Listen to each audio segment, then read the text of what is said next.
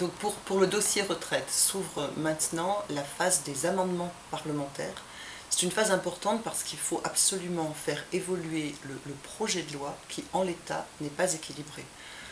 Il nous manque des recettes, il manque à peu près 16 milliards d'euros pour équilibrer les régimes de retraite à l'horizon 2020.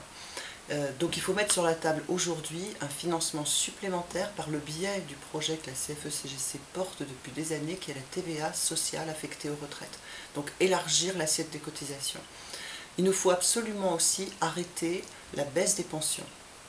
Arrêter la baisse des pensions, ça veut dire un indicateur de mesure qu'il faut obtenir de la part des parlementaires.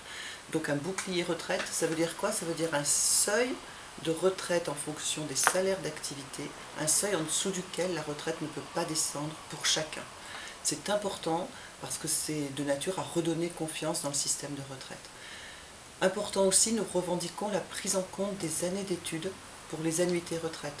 C'est important de dire que la solidarité, elle s'ouvre aussi aux étudiants pour les périodes d'études et pas seulement pour les périodes de maladie ou d'invalidité. Pourquoi? Parce que les étudiants, toute leur vie active après, vont contribuer à la solidarité financièrement.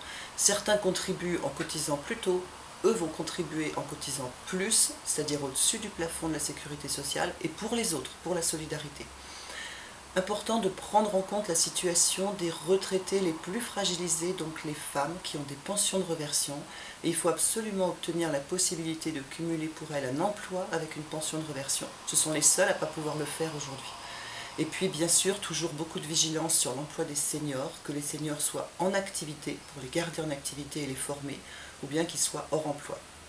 Alors voilà, par rapport à tout ça, la Confédération est tout à fait consciente de l'inquiétude de ce projet de loi sur les retraites, de l'inquiétude pour certains adhérents et certains militants. Si cette inquiétude, vous voulez la manifester en rejoignant les mouvements du 24 juin, la Confédération le comprendra tout à fait.